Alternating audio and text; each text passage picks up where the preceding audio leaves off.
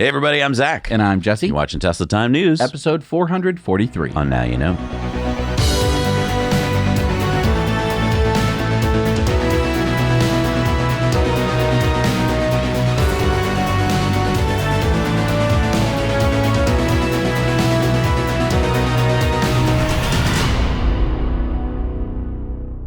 So Tesla has turned on FSD supervised in China. Yes, you heard that right. Tesla owners in China are being driven around as we speak in Chinese cities like Ningbo. Check it out. So over the past few days since it was turned on last Tuesday, a bunch of people have been posting videos and their experiences using FSD supervised 13.2.6 in China. Everyone I've been following says that FSD works great, handling traffic and pedestrians and scooters and bikes really well. Yeah, I've been watching a bunch of videos, and there are situations I would have trouble handling as an experienced driver, mainly because I'm not used to Chinese roads and traffic, and FSD handled it like a champ. This effectively doubles the number of cars on FSD. Yes, that's a really good point. It not only brings Tesla double the training data in the largest auto market in the world, but it also brings in double the FSD revenue. So do we know if cars running FSD in China is only being rolled out to AI 4 or hardware 4 Teslas? From the people I've been following, it appears that so far only cars with AI 4 have gotten FSD. AI 3 owners in China say they haven't gotten FSD yet. So that doesn't necessarily mean it's not coming to AI 3. It's just like here in the States, it takes time to compress the models for AI 3 hardware. I think so. Ray posted FSD in action in Beijing and being live streamed. Testers' initial impression, more human-like, smooth and confident compared to other similar Chinese systems.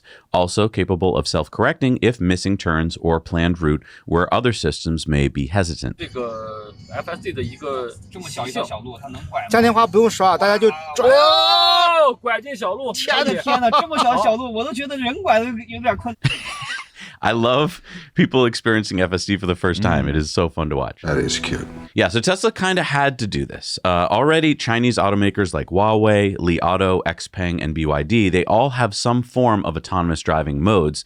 Tesla had to enter the game in China. And it must have been even more challenging for Tesla because of the restrictions placed on them. Yeah, since 2021, the Chinese government has mandated that all data collected by Tesla vehicles in China must be stored locally within the country. And on the other hand, the US government limits Tesla's ability to use high-end GPUs, which are critical for AI training, in China, creating a catch-22 situation. Give me a break. Yeah, China restricts data exports while the US restricts advanced computing resources, which is hindering Tesla's ability to train FSD effectively for the Chinese market. So I'm not exactly sure how Tesla was even able to get FSD 13.2.6 up and running so quickly. I mean, my guess had been that they had trained the neural net inference model on US data and then installed it on Chinese Teslas to get Chinese driving data to get the model to work in China, and that kept all the Chinese data in the country. But Elon actually said this: "We just used publicly available video on the internet of roads and signs in China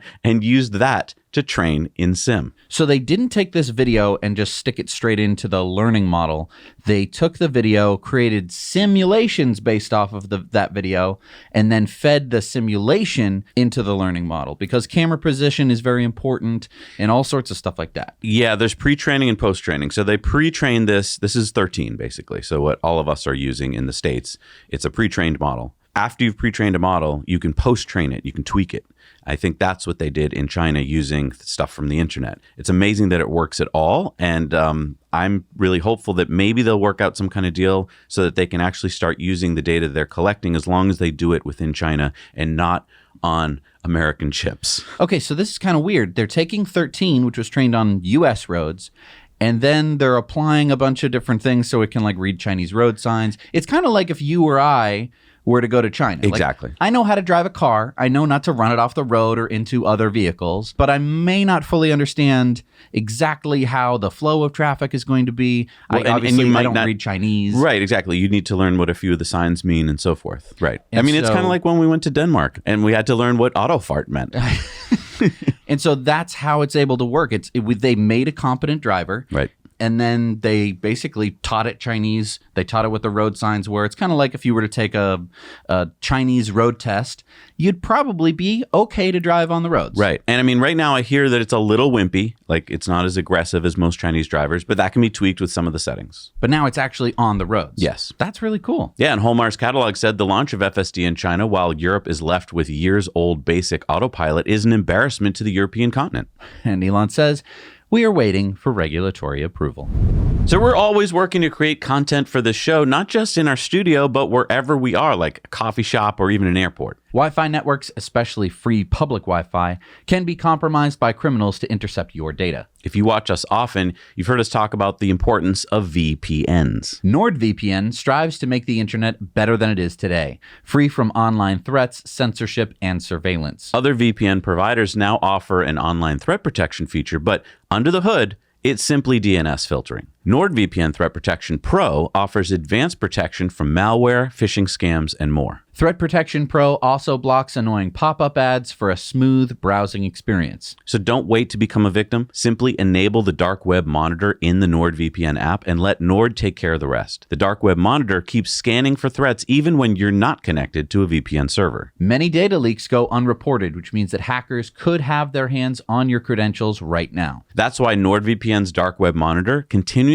scans discovered hacker hangouts and immediately alerts you if your details are up for sale. NordVPN offers 24/7 customer support to help you whenever you need it. Dedicated apps for all major platforms, 30-day money-back guarantee for all users, and one account protects up to 10 devices. Get 4 months extra on a 2-year plan here at nordvpn.com/nowyouknow. It's risk-free with Nord's 30-day money-back guarantee.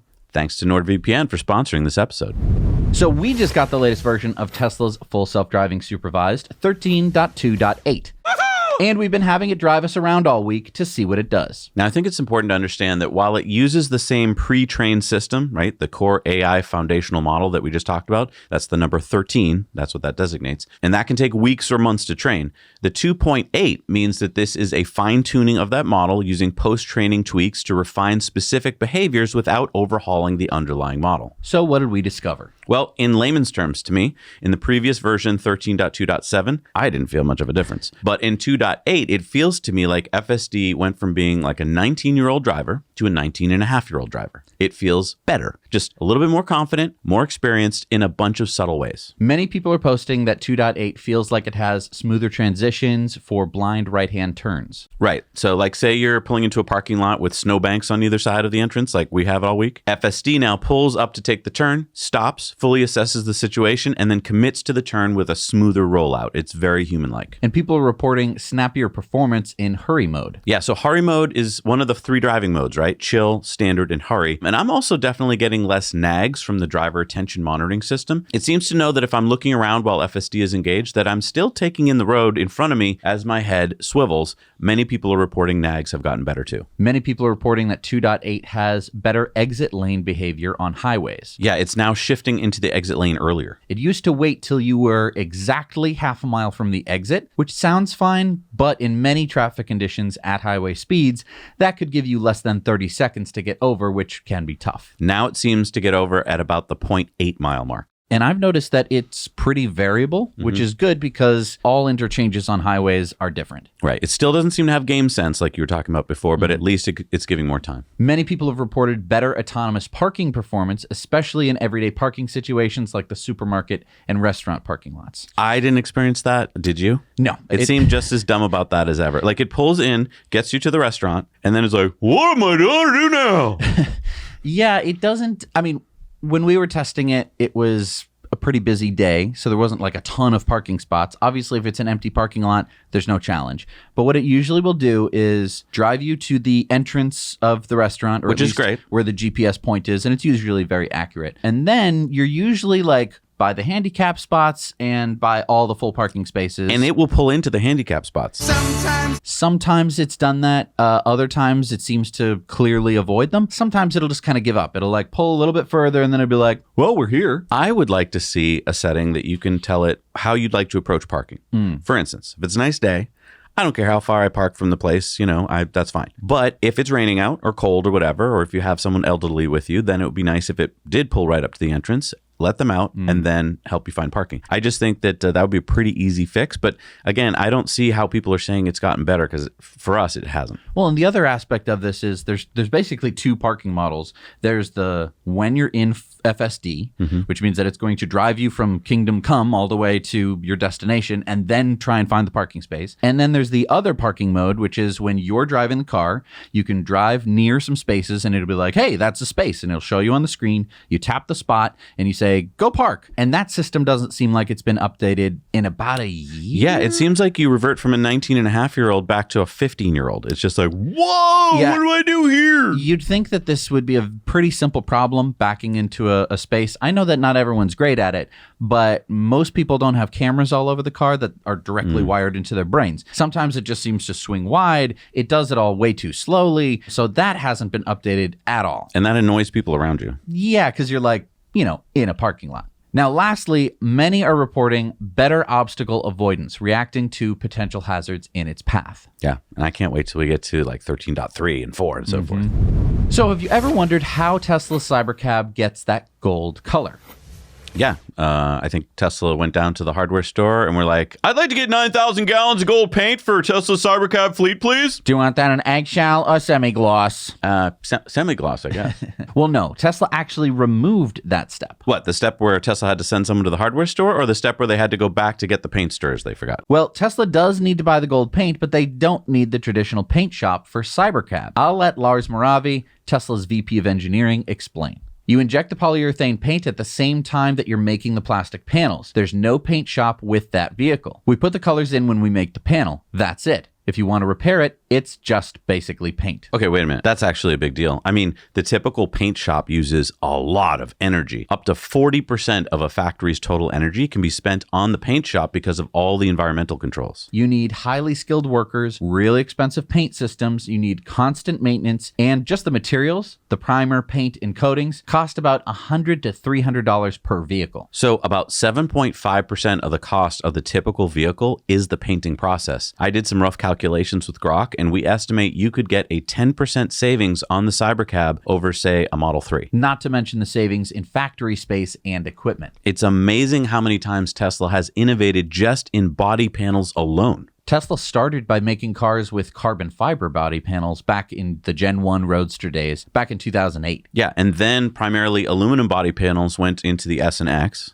Then stainless steel on the Cybertruck to eliminate painting and make an indestructible body panel. And now with Cybercab, a polyurethane plastic that is cheap to make. And easy and cheap to replace without the need to repaint after a fender bender. That's a really good point, because Cybercab's going to get into fender benders, and then if they had to completely re-bodywork the whole car, it would cost a lot. But now you just pull off that corner panel, slap on a new one, you send it right out. And speaking of Cybercabs, we've been reporting for the past few weeks that Cybercabs have been driving around Giga Texas. Boring. I already knew this. Cybercabs driving around autonomously, big deal. They've been doing this since November. Well, hang on. Okay, they may not just be driving themselves around. Look at this photo from drone pilot Joe Tegmeyer. So it's got a passenger. So what? No. Take a closer look. Is that a steering wheel? What's a steering wheel doing in a Cybercab? Yes, indeed. So not so boring now, is it? What is a steering wheel doing inside a Cybercab? Is it so that a human can help train it? Or is it because this is going to be Tesla's new lower cost vehicle, like so many people are saying? No. Liar! Spoiler alert for you. It's not. They're not going to put steering wheels and pedals in the Cybercab and let you drive it. Only a Sith deals in absolutes. Okay, well, let's go to some actual data, shall we? Okay. I asked Grok to go through every transcript of every earnings call for the past 5 years. Okay. And I came up with some quotes. Okay. That back up your argument, but also fight your argument. Okay. So during the 2024 Q4 earnings call, Elon said that, quote, a regular $25,000 model is pointless. That goes to your point. And he said that Tesla is all in on autonomy. So I agree with you. But when an analyst asked him about the $25,000 vehicle, Elon did acknowledge that, quote, not all markets are ready for fully autonomous vehicles yet. And he hints at the possibility of, quote, a transitional model that could, quote, be easily upgradable to full autonomy. Okay, but this was before they actually fully designed the Cybercab and it worked. I agree and I don't agree. I don't know anymore. I was fully on your side, but then it does seem weird that there's a steering wheel in one. So what do you guys think? Do you think that a two-door, two-passenger vehicle that's very similar to the Cybercab, but with the steering wheel and pedals, is what Tesla will release later this year as the affordable $25,000 Tesla vehicle, or not? please let us know down in the comments. This all has to do with when Elon said it. And in the most recent earnings calls, he said that they will never make another vehicle that is anything but autonomous. Yeah, I don't know. It's just there's so many people out there that seem to know that there's going to be this $25,000 car. No. They want to believe. That is very different than knowing and listening to what Elon has to say and not letting their hopes and dreams cloud their judgment. The other point I would just like to point out, you can get used Teslas for far less than $25,000. Oh, that's right. We're going to talk about that later in the show. So I just, I know that everyone's excited and then maybe they're not going to. I hate to be the bearer of bad news. I hate to be sounding like a jerk. It's just that we have been listening intently the whole time and they're not going to do it. I'm so sorry. Comment down below. All right, it's time for Cybertruck Roundup. Yeehaw! The Cybertruck Roundup. So remember when that Cybertruck carrying fireworks and gasoline cans exploded in Las Vegas on New Year's Day? Yes. And do you remember how the Cybertruck survived the explosion intact and probably saved lives? Yeah. So I wonder if that influenced the Las Vegas Metro Police Department, because they announced last week that they have received 10 Tesla Cybertruck police cruisers. Sheriff Kevin McMahill said that the Cybertrucks will be used as Las Vegas Metro Police Patrol and SWAT vehicles, and that these bulletproof trucks will keep officers safe and serve as a recruitment tool. So this now means that the LVMPD has the largest fleet of Tesla police trucks in the U.S. So did Elon give these Cybertrucks to the Las Vegas Police Department? Because I saw some people that were saying that. No, Elon didn't. But venture capitalist Ben Horowitz and his wife Felicia Horowitz did. So Ben Horowitz is a co-founder of the venture capital firm Andreessen Horowitz, and that was nice of them to gift these to the Las Vegas Police Department. I wonder how these Cybertrucks are going to get assigned to police officers, though. All right, next on this morning's agenda, we've got some new Cybertrucks. We're going to assign those on a first-come, first-served basis. Oh, Sergeant, can I sleep in the locker room? No, Baxter, you can't sleep in the locker room. You just have to be here on time in the morning. Your guys are going to have to fight rush hour traffic just like the rest of us. Oh, man. And we just learned that Upfit from Unplugged Performance is going to be outfitting those 10 Cybertrucks. Ben Shaffey, the CEO of Unplugged Performance, said, on behalf of Upfit, we are thrilled to be building a fleet of Cybertrucks for the Las Vegas Metropolitan Police. This project is next level and will be the most badass Cybertrucks we've ever built. I'm excited for the public to see that later this year. And pictured here is Las Vegas Police Department Chief Mike Gennaro and his team at the Upfit facility getting those trucks ready. So Cybertruck has won Motor Trend's 2025 Best Tech for Chassis Technology. Motor Trend said by completely removing the mechanical connection between the steering wheel and the front tires, Tesla fundamentally reimagined the rack and pinion steering the auto industry has spent nearly 100 years refining. That change unlocks real, tangible benefits. Thanks to steer-by-wire, Tesla's 6,900-pound stainless steel megalith moves with uncanny agility. Motor Trend went on to say Tesla uses that flexibility to give the Cybertruck the quickest steering of any production vehicle at parking lot speeds and more relaxed responses at highway speeds for smooth, steady control. Motor Trend said, doing what it does best, Tesla once again ignored industry norms and turned concept car technology into a reality. And Elon said, cool. Cool. And Wes Morrill, Tesla's Cybertruck lead engineer, found some things he liked in the Motor Trend article. He said, shout out to the engineering team for the work that went into making steer-by-wire feel as natural as riding a bicycle. This Motor Trend article has some good technical tidbits embedded. I added a chart below that helps illustrate the variability. The steering ratio adjusts over a huge spread from an unheard of 5-to-1 at a crawl to 12-to-1 at the top end. If those numbers mean nothing to you, just know this. The Cybertruck steering at its slowest is more responsive than the Porsche 911's variable ratio rack at its quickest. Okay, so take a look at this chart here. Blue is when you're parking, green is when you're in city driving, and yellow is highway driving. So the x-axis is road wheel angle, and the y-axis is hand wheel angle from 0 to 180. And the interesting thing about this, I've noticed, is that if I need to make a turn very quickly, the truck suddenly feels heavier, which is good because it's a good indication that you need to slow the heck down.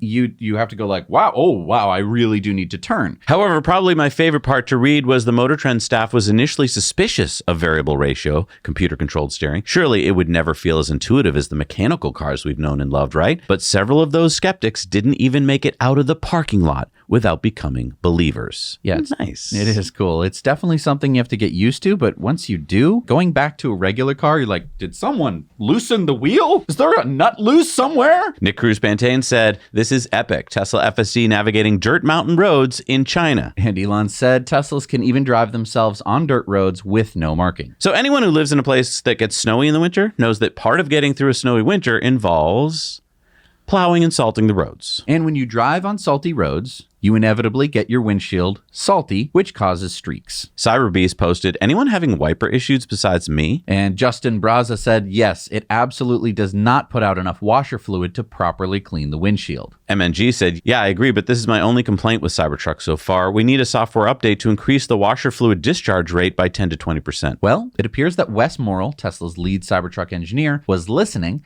and last Thursday he posted, thanks for the feedback. If you hold the washer button through 2 cycles, the wiper will now continuously soak your windshield, effectively doubling the amount of fluid dispensed. This helps with the stubborn road salt when needed and maintains the quick cleaning functionality for everyday use. It's going out over-the-air update 2025.2.8, which deployed to Wave 1 last night and will soon go to the rest of the Cybertruck fleet. You will see it called out on the release notes. Okay, well, we need it now, Wes. I know.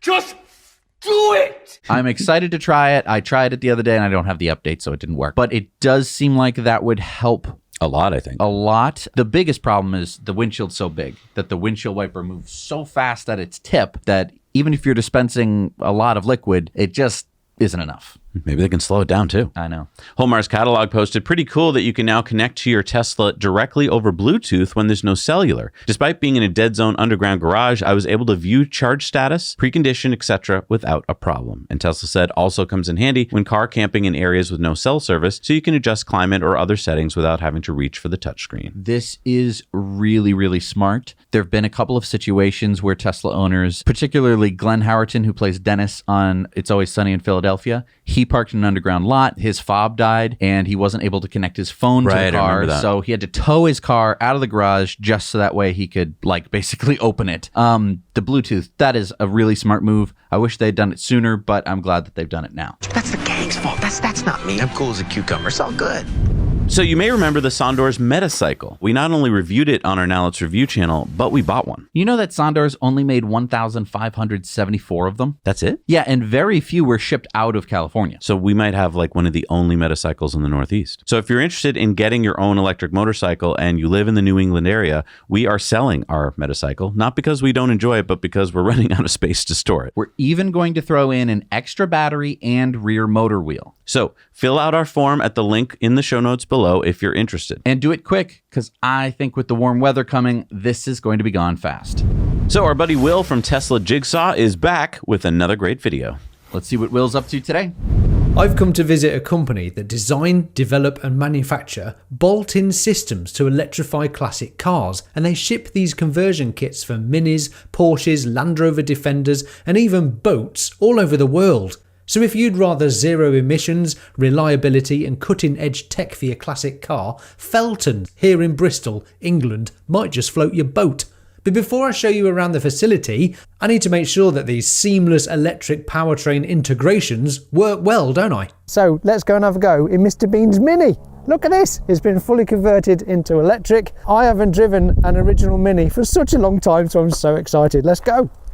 I literally feel like I'm in a go-kart. It doesn't make sense that this is called a car, let alone it can fit 4 people in it.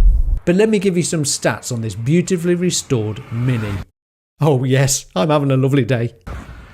0 to 60 in 8 seconds with optional power modes. Range 110 miles, plenty for city driving or short commutes. With original Minis puffing out a whopping 30 to 60 brake horsepower, this electric beast dishes up 1,000 brake horsepower. Just kidding, it's 100. That's perfectly quick enough for a baked bean tin. It takes just a day and a half to fully install the electric system. Whip out the engine, pop in the EV conversion kit, which consists of the motor, batteries, power electronics, and you've got yourself a reliable, zero emissions, wannabe sunshine powered, awesome little car. I know that there will be some classic car purists watching this and screaming at me right now, but honestly, would you rather spend your time broken down at the side of the road or blasting silently around Britain's beautiful roads with a smile on your face? Well, almost silently. Still hear the road noise, can't you? But have you noticed something about this Mini? Look a bit familiar to you? Yes, it's actually Mr. Bean's Mini. Replica. Here you have a full Porsche 964 G-body system just being tested. Front battery pack, all the cooling system. So you got the accelerator pedal, the lever. I hope you'll agree that companies like Fellten are well worth supporting. They are looking into the future and providing solutions to electrifying beautiful old cars, keeping them alive by providing electric retrofits. So check out Fellten.com for more info. Thanks guys, back to you. Thank you, Will. Oh my God. Thank you, Will, for telling us about Fellten.com. We'll put the link down below in the show notes. If we had known about Fellten when we converted our MG Midget, we could have saved ourselves about 2.5 years of work. I can't even imagine. Look, everybody listen up. Please take a moment, won't you? Support the great work that our friend Will is doing over on Tesla Jigsaw. Go subscribe to his channel and check out his awesome, fun, informative content now. Do it today. Do it. So last week, Lucid announced that Peter Rawlinson, the CEO of Lucid, is no longer the CEO. He has stepped down. COO Mark Winterhoff is now serving as Lucid's interim CEO while the Lucid board searches for a replacement. That must hurt. Ooh, that's not a good sign. No, it is not. We are going to discuss this a bit more on Investor Club bonus stories this week, so please join us on Patreon if you'd like to learn more. Remember, November. So remember in November of 2016 when Tesla acquired the German company called Grohmann Engineering? Yeah, I remember that Tesla renamed it to Tesla Grohmann Automation, and Grohmann makes special automated manufacturing systems that were used to enhance Tesla's production capabilities, especially the Model 3. Yep. And then 4 years later, in October of 2020, Tesla bought another German company, ATW Automation, that made battery module and pack assembly lines. Okay, why are we going down German companies that Tesla has acquired memory lane? Well, because it's about that time again for Tesla to buy another German company. Oh, and look at that. They did it again. Yeah. This time, Tesla Automation, that we just mentioned, is taking over some assets from Manz AG, a German supplier specializing in automation and battery production techniques, which just filed for insolvency in December. So what's Tesla acquiring from Manz? Tesla Automation is taking over Manz's facility in Reutlingen, Germany, which is located here. So that's about 700 kilometers, what, a 7-hour drive from Giga Berlin? Yep, and a 4 or 5 hour drive from Tesla's 2 Tesla Automation facilities up in the Northwest. Although you're on the Autobahn, so it's really up to you how long it takes.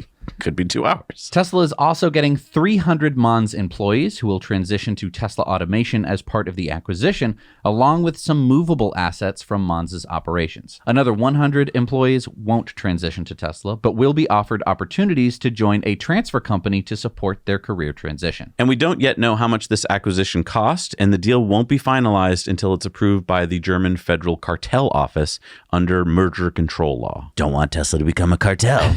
So this is pretty cool for Tesla. It's something that they've done before. Yeah, I mean, as Lothar Tums, the managing director at Tesla Automation, said, we're getting qualified employees with a high level of expertise in high-tech mechanical engineering. The Reutlingen site is an ideal complement to the continued successful implementation of our global automation projects in the Tesla Group. We are very pleased to be realizing future innovations there. And Insolvency Administrator Martin Muka also shared his insights on the matter. He said, we're pleased to have successfully concluded the negotiations with Tesla to have saved many jobs and thus to have enabled the employees to have a professional future in what is probably the best known automotive group in the field of electric mobility. Hey, a German government official said something nice about Tesla. That's nice. All right, it's time for some SpaceX news. SpaceX posted SpaceX training complete. Falcon 9 is targeted to launch Dragon and Crew 10 to the space station no earlier than Wednesday, March 12th from Pad 39A in Florida. And if you're confused about which mission is going to rescue stranded International Space Station astronauts Butch and Suni, it's technically not going to be Crew 10. Wait a minute. I'm confused. I thought Crew 10 was going to bring Butch and Suni back. It will technically be Crew 9 mission, which was launched last September and is currently docked to the ISS. So then why don't they just hop on and go home? Well, Crew 9 can't return to Earth until Crew 10 arrives, with NASA astronauts Anne McClain, Nicole Ayers, JAXA astronaut Takuya Onishi, and Roscosmos cosmonaut Kirill Peskov. That must be a fun conversation, huh? To be up there. Let's talk politics tonight, comrade.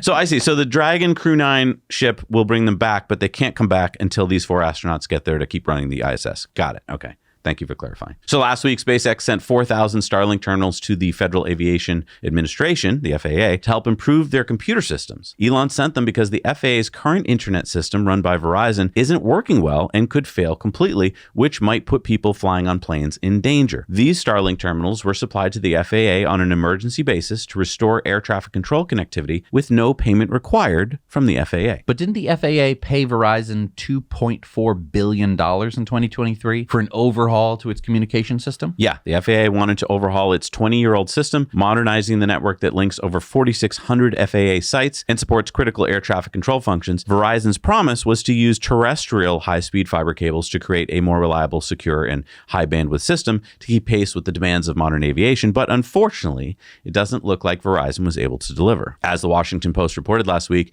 the FAA is close to canceling a $2.4 billion contract for Verizon to upgrade the agency's communication networks. Elon said the intermittent connectivity issues of air traffic control centers is putting aircraft at risk. He went on to say the Starlink terminals are being sent at no cost to the taxpayer on an emergency basis to restore air traffic control connectivity. The situation is extremely dire. And the FAA is now testing these new Starlink terminals in Atlantic City, New Jersey, and Alaska. And speaking of Starlink, the number of Starlink customers is growing steadily. In May of last year, 2024, Starlink had 3 million customers. In December, that number grew to 4.6 million. And now, just 3 months later, Starlink just surpassed 5 million customers. That means Starlink is adding almost 6,800 customers per day. Starlink is now available in 125 countries. And I love that scene at the end of the video with Starlink on the inflatable boat showing Starship landing in the ocean. Remember that? That was a Starlink doing that. And Elon said, trending well. And here is the T-Connect team in Botswana, Africa, installing Starlink for communities during floods. T-Connect says when disaster struck,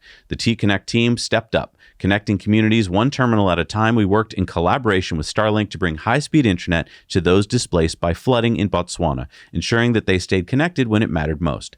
This is what we do, creating real connections that make a difference. And SpaceX launched the first asteroid mining mission last Friday. So aboard is the spacecraft called Odin, which is the first private spacecraft to travel into the solar system. It's made by a startup called Astroforge, and its mission is to study asteroid 2022 OB5, which is 1 million miles away from Earth and may contain platinum, cobalt, and nickel. It will take Odin 300 days to get there and take close-up images of the asteroid.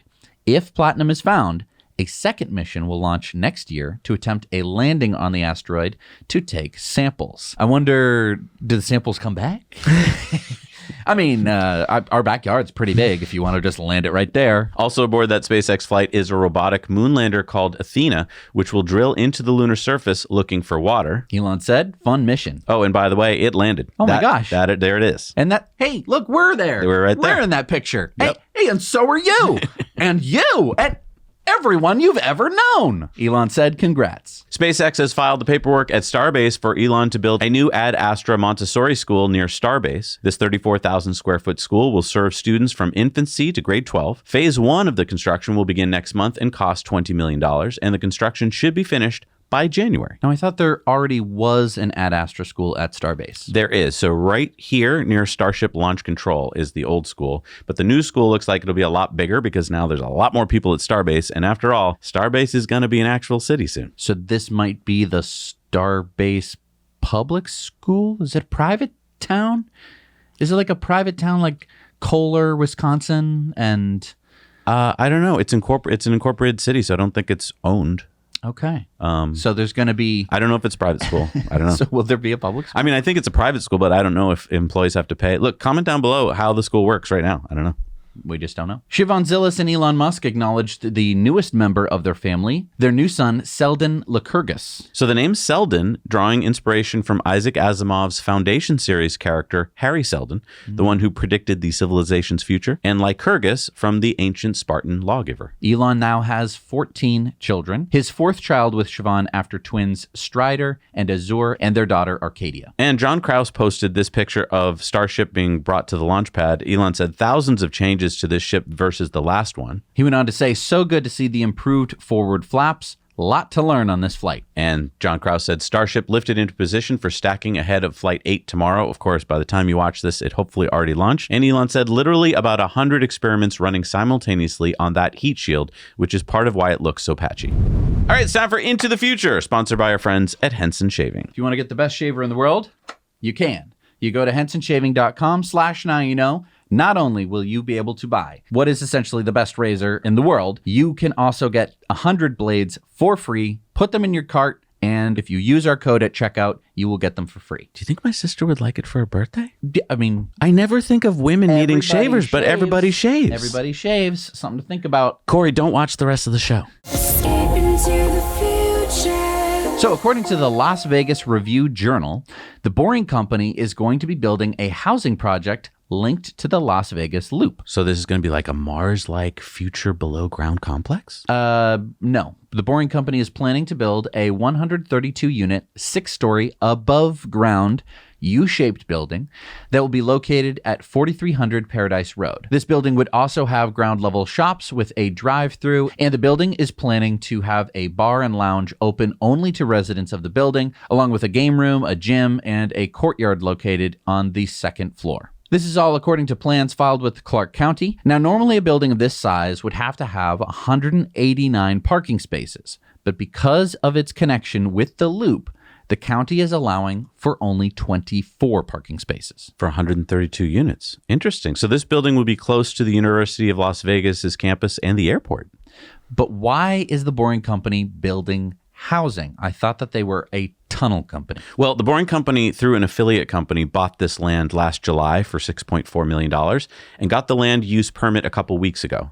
So they're still waiting on the final approvals from the city. But having been a building contractor and a member of a municipal government for decades, I can tell you that getting these approvals is far quicker and cheaper for the Boring Company than if they were trying to build a station without owning the property. So my guess is that after the Boring Company builds the station here, they will build the housing and then sell the housing building.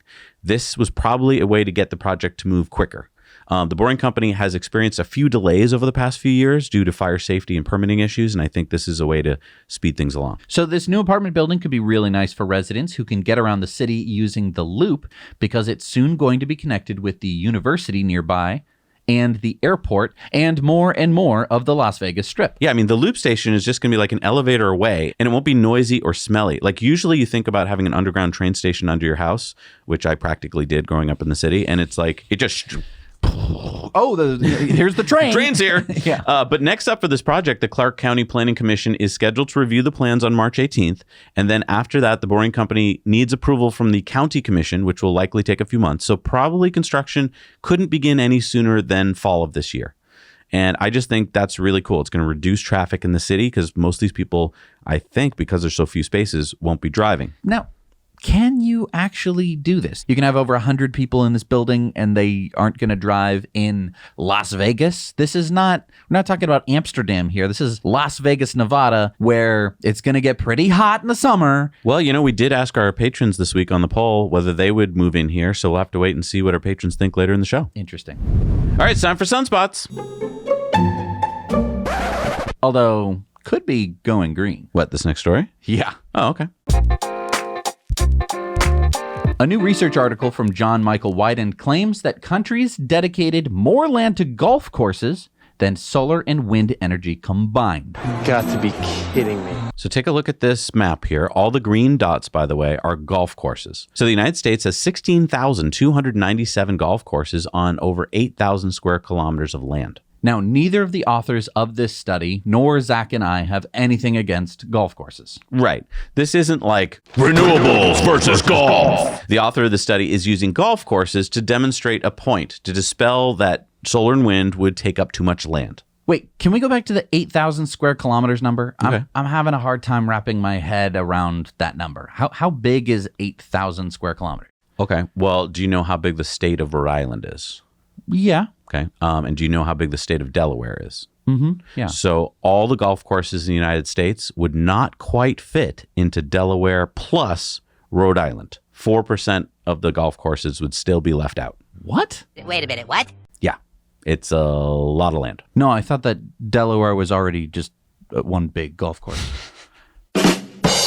And there's 38,427 golf courses worldwide. In fact, here's an interesting chart from the study. Okay, so the x-axis is the area of golf courses per country in square kilometers, and the y-axis is the number of golf courses, and the size of the circle is the proportion of golf courses to the land area of the country. Right. If you look at that one there, that's the UK. That's about 0.5% of the UK is golf courses. And Japan is not far behind. Right. Neither South Korea. Interesting. Now take a look at this chart of just Europe. Okay, so the y-axis on the left is the number of golf courses. X-axis is time from 1980 until today. And then on the right is the capacity of basically renewables in gigawatts.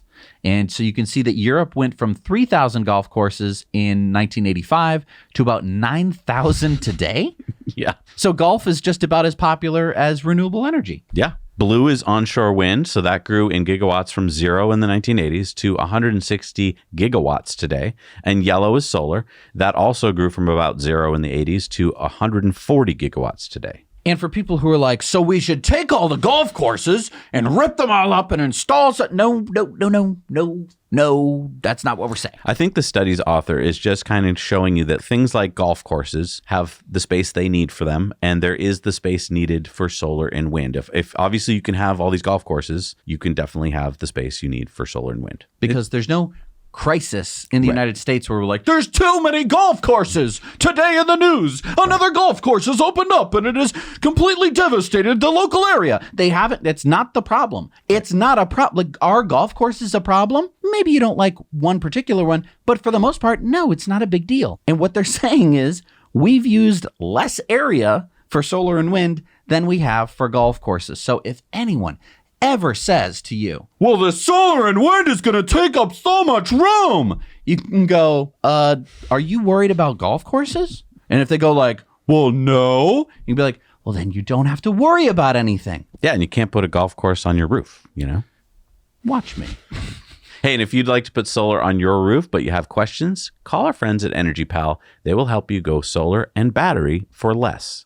Link is down below. Tell them Zach and Jesse sent you. All right, it's time for our video contributor stories. Remember, we need your stories. Send them to us at hello@nowyouknowchannel.com. What do we got this week? Caroline spotted this EV bus up in Vail, Colorado on her way to a peach festival. What's up, peachy people? We're ready for round 2 here in the Nissan Leaf. We're going up to Palisade or over to Palisade, however you want to look at it, from Golden to Palisade, Colorado for Peach Festival. Well, I find myself here in Vail, Colorado at 7:47, just when I thought I would be closer to Palisade. But this bus is 100% electric. I've got to go see it. I'm just out of this weird convenience store. Prices are outrageous. I guess if you're stuck here and you want to buy something like food, like silent.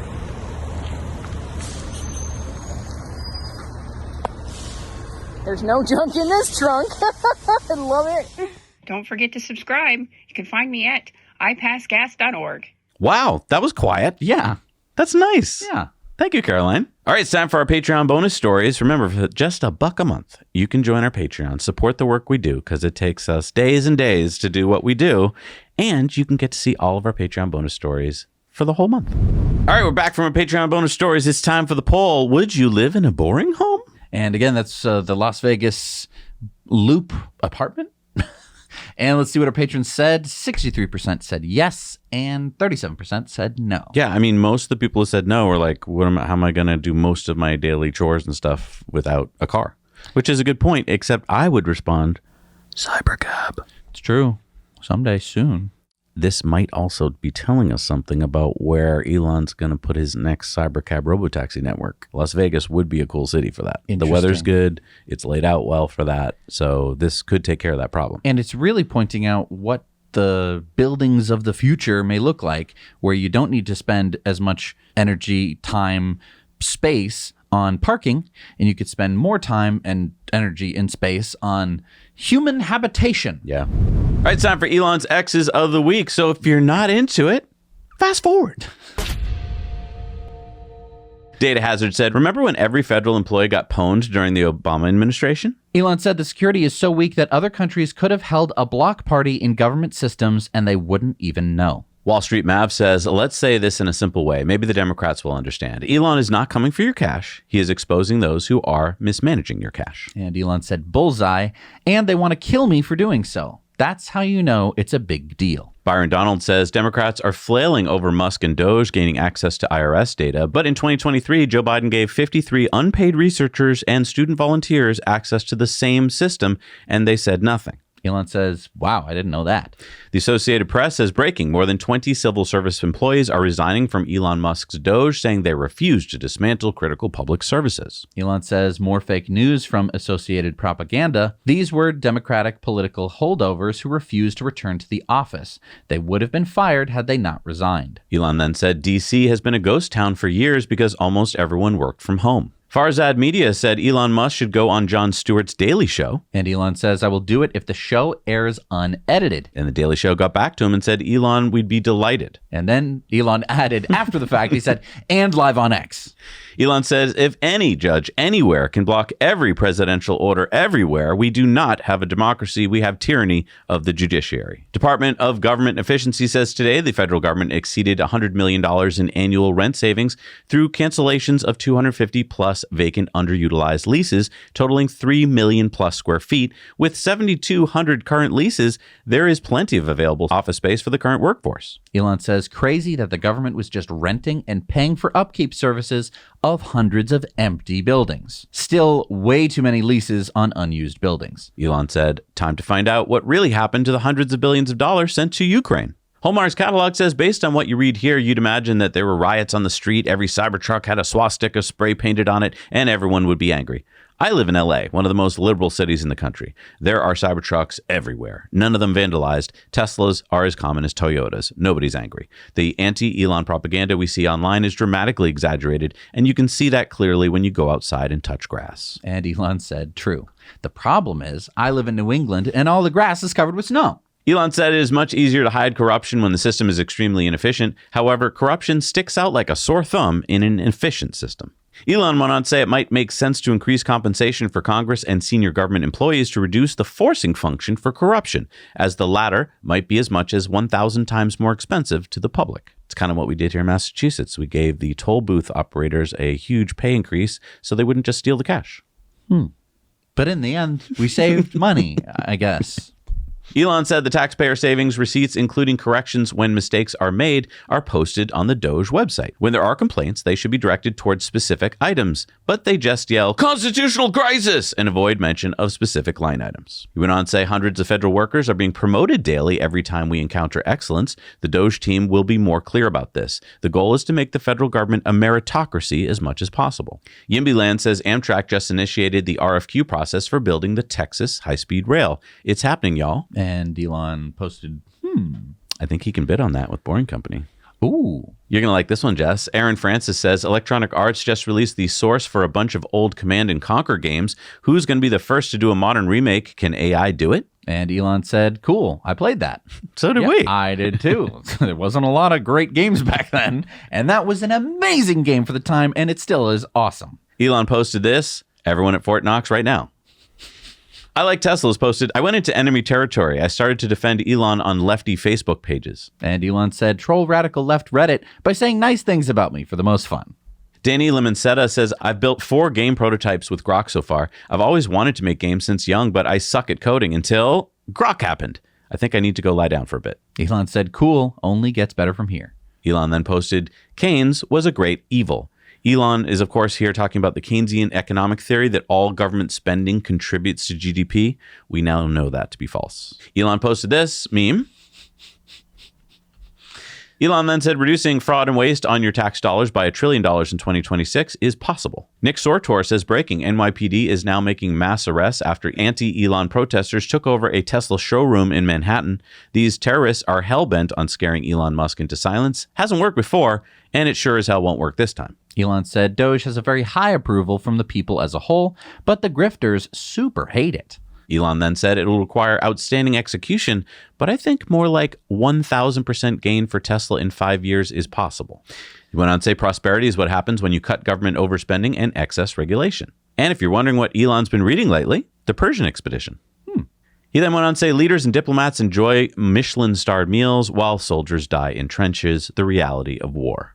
Geoffrey Hinton said, I think Elon Musk should be expelled from the British Royal Society, not because he peddles conspiracy theories and makes Nazi salutes, but because of the huge damage he is doing to scientific institutions in the US. Now let's see if he really believes in free speech. Elon said, only craven, insecure fools care about awards and memberships. History is the actual judge, always and forever. Your comments above are carelessly ignorant, cruel, and false. That said, what specific actions require corrections? I will make mistakes, but endeavor to fix them fast. Elon said, what I said over 2 years ago was that Ukraine should seek peace or suffer severe loss of life for no gains. The latter was Zelensky's choice. Now he wants to do that again. This is cruel and inhumane. Desmond Oliver says, I'll let him post details, but my friend in the Tesla community, who everyone knows, infiltrated an anti-Elon website and organized a fake Elon protest at a city dump, and people actually showed up. Top-level trollery. And Elon laughed. Elon says, it's wild how much the media can brainwash people. And it's now time for Community Mail Time. So Tim spotted this Cybertruck in Las Vegas. Nice. Steven spotted this Cybertruck on display in Auckland, New Zealand. Here is Robert with his first ever new vehicle, the first to charge at the Sebastopol, California Supercharger. Nice. Chris got some more shots of the Tesla diner in West Hollywood. When's it gonna open? Did you know Giga Texas started after they started working on this, and it was completed before it? I kind of believe that, because I'll bet it's been horrible going through the permitting process. Miranda spotted these Teslas in Seattle. Roger spotted this wrapped Model Y in Gator Alley in the Everglades in Florida. Is that why the picture's taken from inside the car? Yes. James's son took home silver with his Cybertruck Pinewood Derby car. Congratulations. That's awesome. Mark sent us this picture. Guess where it's from?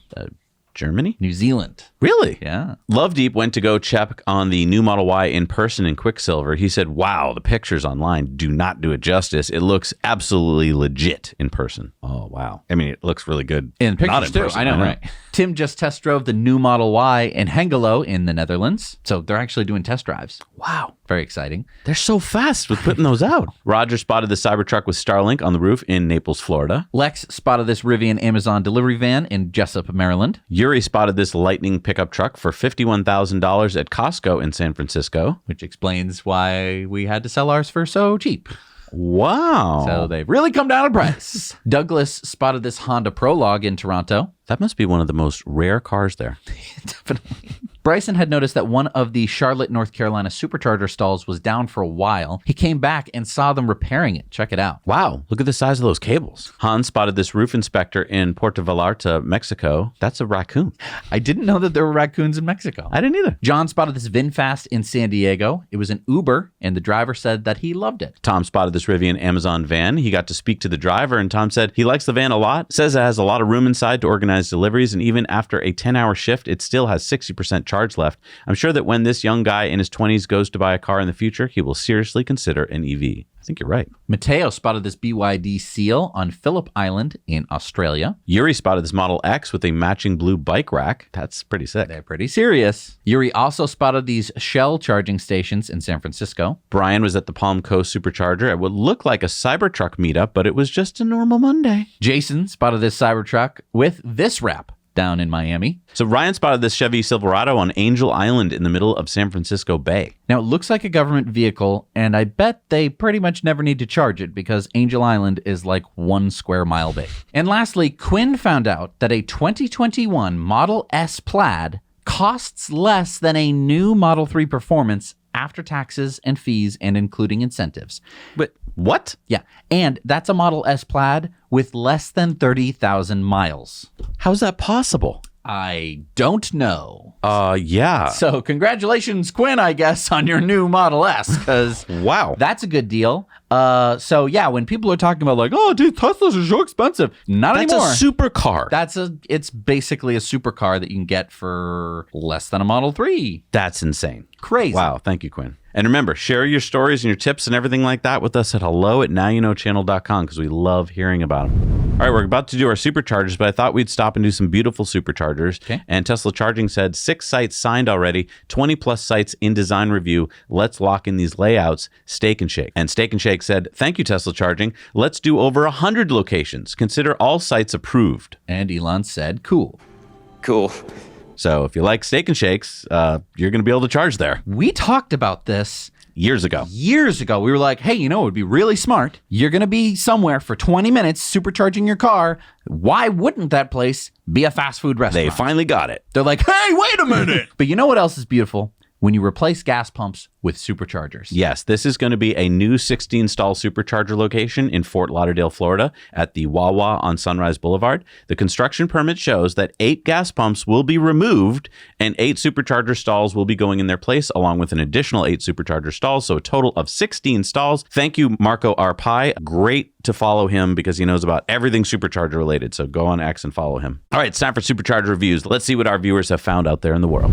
Hi, Zach and Jesse. This is David. I'm reporting from the new Lompoc Supercharger. It's actually in a place called Vandenberg Village, which is about 10 miles outside the main gate for Vandenberg Space Force Base, which obviously SpaceX has an amazing installation at Slick 4, as well as where they stack the rockets and so forth and do the launches. But this is a really nice install. I'm thinking 16. I didn't count them closely. A couple of handicaps right here and then some behind me. Looks like there's some pull-throughs, which are nice as well. But this is not online yet, so it will be probably soon. It looks like everything's done, probably just waiting for the connections, but it's pretty nice because there is some food and restroom facilities right behind me. There's a grocery store, a couple of little restaurants, coffee shop, Subway, and so forth. So I would give this, when it does open, I would give this probably 8 out of 10, only because it's so badly needed in this area. There's nothing in the city of Lompoc at all, and this is going to be a huge addition to the area just outside of Vandenberg Space Force Base. Now you know. Hey, Zach and Jesse. This is the Deep River Supercharger, which is on the Highway 17, which is a shortcut kind of across Ontario if you're driving across Canada. And so there's the charger here. It's got just 6 stalls. 6 stalls, yeah. It's in a Canadian Tire parking lot, which Canadian Tire is kind of a Canadian department store / hardware store / car repair place. They've got service bays over here to fix your car if you got anything that they can fix on your Tesla. And other than that, there's not a lot here. There's like a Tim Hortons, which is a fast food restaurant, but you kind of have to walk down the highway to get to it. It's behind me over here past those trees. Not great. And there's like a Chinese restaurant over there somewhere. I guess my head's in the way somewhere. Over there. Yeah. You can hardly see it. It's quite a ways away, all the way across the parking lot. Anyway, so yeah, I'd give it about a 4 out of 10 as a charger. But here's the cool thing. It's one of the 2 locations in Canada where there are magic docks. So if you've got a car that is not a Tesla, then you could charge it here. Maybe I'll bring mine. I have 2 non-Teslas. Maybe I'll bring one of them up here and try it out. I don't know. That would be kind of cool. So maybe that gives it a +1. So maybe it's actually a 5 out of 10. And yeah. So now you know. Hi, Zach and Jesse. This is Mark. I'm at Reno's soon to be open 21 stall with 1 pull through at the Gold Ranch. It's the last stop before going into California and Turkey. There's a Jack in the Box here, a Subway inside, a Sierra Cafe. Casino's open 24/7 and the bathrooms also for 24/7. It's a beautiful location. Lots of places if you have a pet to let them relieve themselves. So I'd give this a 5 just because of the location. Easy on, easy off from the freeway. Now you know. Bye. Hi, Zach and Jesse. This is the new version 4 charger at Capitola, California. It's like we are right next to a Burger King and a number of shopping centers, so this is the best it gets. Now you know. Thank you so much for doing Supercharger reviews. If you're like, oh, I love this section of the show, but I wish I could know where the superchargers actually are, you can head over to our website, nowyouknowchannel.com. We have a whole section on our website with a map, so you can actually look on the map and see all the supercharger reviews and upload your own. We might have the only website in the world with no ads on it. All right, what do we got for new superchargers? We got the 8-stall version 4 in Getafe, Spain. We have number 113 in Australia, the 6-stall version 4 in Bowen Hills, Queensland. Number 82 in Spain is the 10-stall version 4 in Granada. We have an expansion from 8 to 16 stalls version 3 and 4 in Ruden, Germany. An expansion from 8 to 16 stalls version 4 in Florence, Italy. Number 85 in Sweden is the 16-stall version 4 in Malmö. The 6-stall version 4 in Offenburg, Germany. Number 237 in Canada is the 12-stall version 4, 325 kilowatt in Calgary. Number 8 in the Czech Republic is the 12-stall version 4 in Jam. Number 85 in Virginia is the 8-stall version 4, 325 kilowatt in Manassas, Virginia. Number 244 in Germany is the 8-stall version 4 in Munster, Germany. The expansion from 4 to 12-stall version 4 in Atalaya del Carnavate, Spain. The 8-stall version 4, 325 kilowatt in Refugio, Texas. The 3-stall version 3 in Saitama, Japan. An expansion from 12 to 20 stalls version 4 in Saint-Pierre de la Roube, France. Number 185 in Texas is the 8-stall version 4, 325 kilowatt in Falfurrias, Texas. An expansion from 4 to 10 stalls version 3 and 4 in Muke, Germany. Expansion from 32 to 36 stall version 3 and 4 in Ulm, Germany. 3 stalls version 3 in Maizhou, China. Number 2197 in China, the 3-stall version 3 in Nanning. Number 127 in Japan is the 4-stall version 3 in Atamiyajiro, Japan. Number 537 in California, the 24-stall version 4 in Sacramento. Number 66 in Georgia. Number 2569 in the United States, the 12-stall version 4 in Oakwood, Georgia. And lastly, number 85 in Hong Kong. Number 7082 in the world is the 4-stall in Fanling, Hong Kong. Thank you so much for joining us, everybody, this week. I can't wait to get over to do our Patreon bonus stories, our Investor Club bonus stories. So if you'd like to support us in the work that we do, we really do need your support. YouTube does not really help us out much anymore. No. So if you would support us, that would be great. And we have a whole lot more content for you waiting at Patreon. We'll see you over there. Now you know.